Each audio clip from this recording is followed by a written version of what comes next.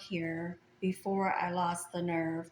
I'm really working on being able to speak clearly and getting this message out, because ultimately it's not about me. It's really about getting this message out.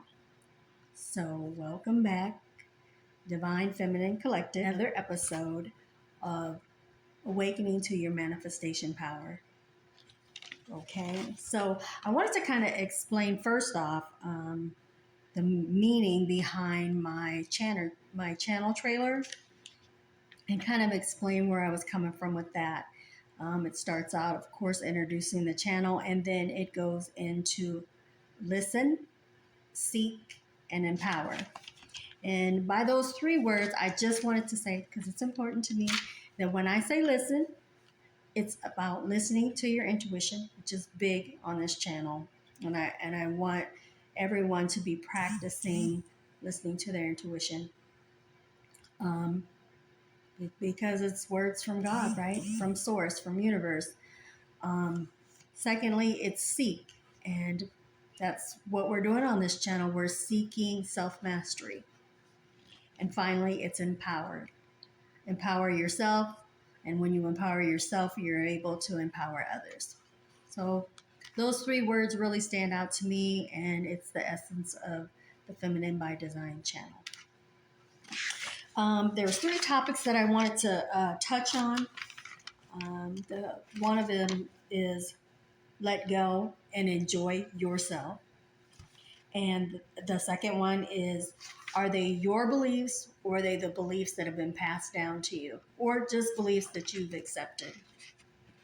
And finally, it's okay to accept your feminine energy and to work from the power of that feminine energy. When I think about feminine energy, I just think that we need to be clear about the difference between feminine energy and divine feminine, because, my channel is based on the divine feminine. And it's not a feminine energy versus divine feminine energy, because I feel like that just sets up a quarrel or an argument that doesn't have to be there. When I think about feminine energy versus divine feminine, it's only that divine feminine is an elevation of feminine energy. It's an ascension. So an example that I would use to explain that is intuition. Let's just, for argument's sake, let's say that we all can agree that intuition is considered a feminine attribute, correct? You hear people say it all the time, women's intuition. So we can agree that intuition is attributed to feminine energy. Okay, so let's say with intuition, that's a feminine energy, but an elevation or an ascension of that feminine energy would be a woman actually listening to that intuition, moving from that intuition, making choices based on that intuition, and based on using her intuition, getting results and finding the lessons because she trusted that intuition, maybe about a person's energy. Maybe she discovers maybe a potential lover, or she's decided, okay, this person isn't good. This person doesn't make me feel good, or they're not for my highest good, correct? So that is a lesson that she integrates, that she can trust in her intuition. So that's what I mean by divine feminine. And I'm not just saying intuition, but it's just an example, right? That's just one attribute of feminine energy that we can use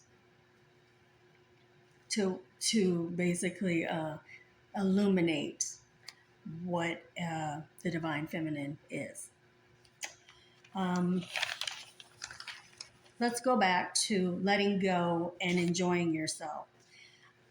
I'm realizing that the conversation that I want to have more than anything about operating in your divine feminine is about being comfortable with who that is, the authenticity of who that is. how you show up in this world is most closely related to who you are, correct? Maybe you have to be a little guarded. The world can be a little harsh, but most poignantly, being reflective of how you want to be, right? Being loyal. People say that a lot. Oh, you're not loyal, you're loyal. But to me, being loyal means being loyal to yourself. And hopefully that loyalty involves integrity, transparency, trustworthiness, right? And so as long as you're loyal to those things, not an exhaustive list, but as long as you're loyal to those things and the way that you operate in the world and the way that you come across to other people is going to be a loyal person, correct? And I mean, there's other things that you probably want to consider when you're talking about letting go, letting go of the narrative, right? Letting go of what you should and shouldn't be. I think it's really hard on people when you invest yourself in just a role, when you're more than a role. So being able to identify who you are as a person, as an individual first, and then operating within that will give you flexibility and some control over your life. The This is going to be the second or the third thing. Okay, so the second thing I wanted to discuss just briefly is are these your beliefs or are they someone else's? Is this generational? So as we ascend, as we continue to grow, as we try to find our personal empowerment, what we want to do is examine those beliefs that we just carry or that we just accept, right, as fact, and make choices based on those beliefs. And scary enough, a lot of times we don't evaluate them. We don't look to see whether or not that's really something we believe. Like maybe you have a general belief that money is hard, that you have to work really hard for money. Well, where does that come from?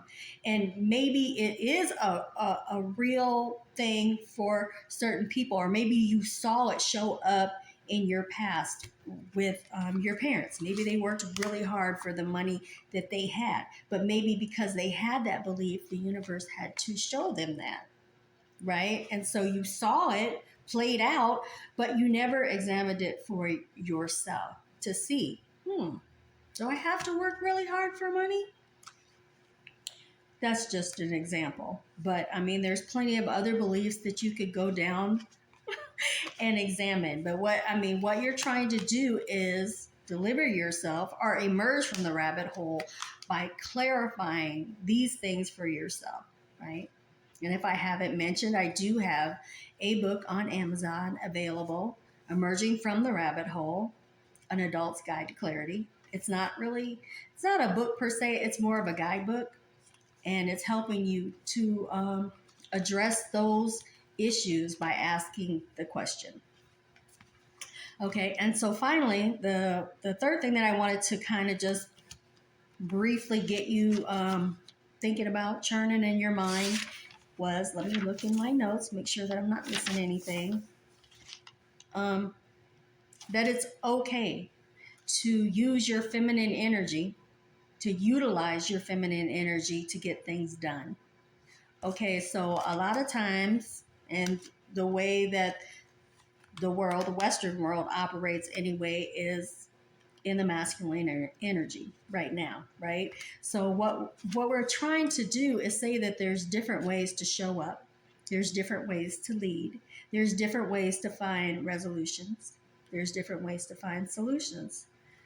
I'm of the mindset that I'm not going to dim my light in order to achieve things, right? So if I feel comfortable being compassionate, if I feel comfortable collaborating, being cooperative, working in a group mindset sometimes to get things done, which have been attributed to feminine energy, that's okay. And I don't want to have to apologize for feeling comfortable walking and working in my strengths. And my strengths are a lot of times aligned with feminine energy.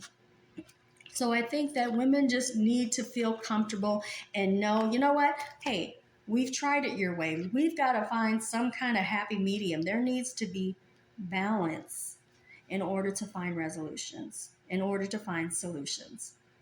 So that's my spiel today. I just wanted to come on and say these things, and I really would like to get feedback. I really would like for you to like, click share, please comment. And this message needs to get out to the collective. There's things happening in the universe right now. There's big changes. We can be a part of it. Thanks for listening.